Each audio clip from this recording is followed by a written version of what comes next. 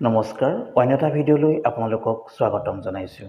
এই ভিডিঅ'ৰ জৰিয়তে পোষণ অভিযানৰ অধীনত সন্মানীয় অংগনাবাদী কৰ্মী বাইদেউসকলে অংগনবাদী চেণ্টাৰত প্ৰতি মাহে অনুষ্ঠিত কৰি অহা কমিউনিটি বেছড ইভেণ্টছ অৰ্থাৎ CBE কি হয় সেই সম্পৰ্কে দেখুওৱা হৈছে। লগতে CBEৰ ডাটাখিনি পোষণ ট্ৰেকাৰ এপছত কি ধৰণে এণ্ট্ৰি কৰিব সেই সম্পৰ্কেও দেখুওৱা হৈছে। সেয়েহে ভিডিঅ'টো প্ৰথমৰ পৰা শেষলৈকে স্কিপ নকৰাকৈ আপোনালোকে চাই থাকিব, যাতে সকলো কথা খৰচি মাৰি জানিব পাৰে। এতিয়া আমি ভিডিঅ'ৰ পৰৱৰ্তী অংশলৈ আগবাঢ়িছোঁ। CBEৰ সম্পূৰ্ণ অৰ্থ হৈছে কমিউনিটি বেছড ইভেণ্টছ অৰ্থাৎ সামূহিক ভিত্তিত সভা।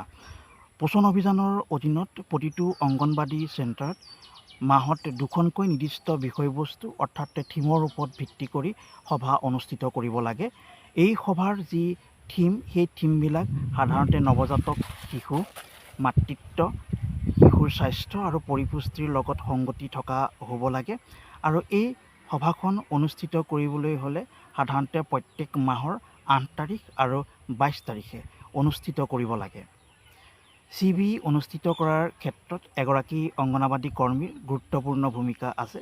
বিশেষকৈ তেখেতৰ কিছু গৃহকৰ্মৰ প্ৰয়োজন আছে। বাইদেউগৰাকীয়ে CBE অনুষ্ঠিত কৰাৰ পূৰ্বে সেই সভালৈ কাক কাক নিমন্ত্ৰণ কৰিব সেই সম্পৰ্কে এখন তালিকা প্ৰস্তুত কৰিব লাগে।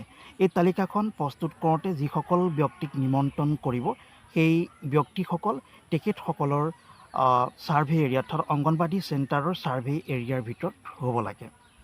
এই সভাত অংশগ্ৰহণ কৰিবৰ কাৰণে যিসকল ব্যক্তিক নিমন্ত্ৰণ কৰা হয় সেই ব্যক্তিসকল হ'ল নতুনকৈ প্ৰেগনেণ্ট হোৱা মহিলাসকল, তেওঁলোকৰ শাহুসকল, আশাকৰ্মীসকল, 0 পৰা 2 বছৰৰ ভিতৰৰ শিশুৰ মাতৃসকল, আত্মসহায়ক গোটৰ সদস্যসকল, কমিউনিটি লিডাৰ অৰ্থাৎ ৱাৰ্ড মেম্বাৰসকল আৰু কিশোৰীসকল।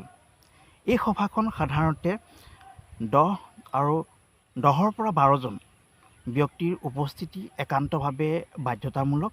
লগতে 1 পৰা 1.5 ঘণ্টাৰ ভিতৰত এই সভাখন সামৰিব লাগে। তদুপৰি সদায় এটা কথা এই সভাখন অনুষ্ঠিত কৰাৰ সময়ত আমাৰ সন্মানীয় কৰ্মী বাইদেউসকলে মনত ৰাখিব লাগিব।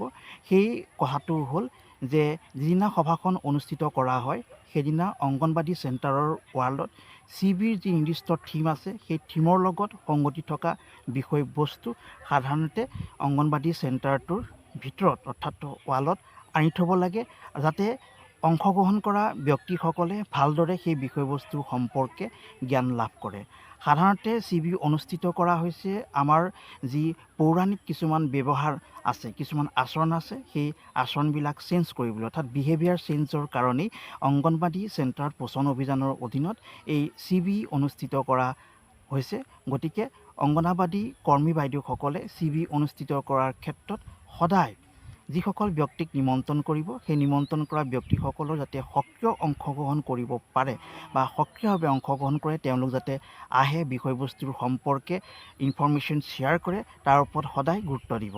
যদি গুৰুত্ব নিদিয়ে তেনেহ'লে CBE কেৱল কাগজে পত্ৰই সীমাবদ্ধ থাকিব, কিন্তু সফলভাৱে CBE অনুষ্ঠিত কৰা নহ'ব।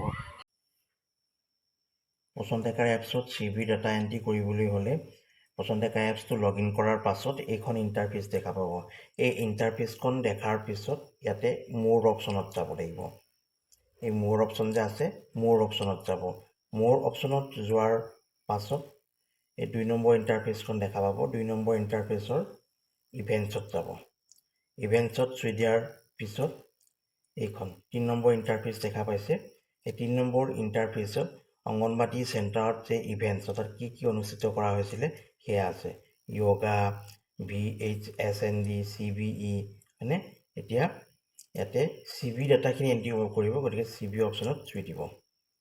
CBEত চুই দিয়াৰ পিছত এইখন ইণ্টাৰফেচ দেখা পাব। এই ইণ্টাৰফেচৰ এই প্লাছত চুই দিলে। প্লাছত চুই দিয়াৰ পিছত এইখন ইণ্টাৰফেচ দেখা পালে। এই ইণ্টাৰফেচৰ ইয়াতে ডেট আছে, ইয়াতে চিলেক্ট থিম আছে, নহয় থিমত। গতিকে ডেট বুলি ক'লে যিদিনা CBE অংগনবাদী চেণ্টাৰ অনুষ্ঠিত কৰিছিলে সেই ডেটটো এই কেলেণ্ডাৰখনত গৈ চিলেক্ট কৰি দিব। তাৰপিছত থিমটো চিলেক্ট কৰিব লাগিব। থিম চিলেক্ট কৰিবলৈ হ'লে ইয়াত চুই দিব। তাৰপিছত এইকেইটা থিম ওলাই পৰিলে। ইয়াতে এখন ইণ্টাৰফেচ দেখা পাইছে, ইয়াতে এই 1 2 3 4 5 এই 5টা থিম ওলাই পৰিছে।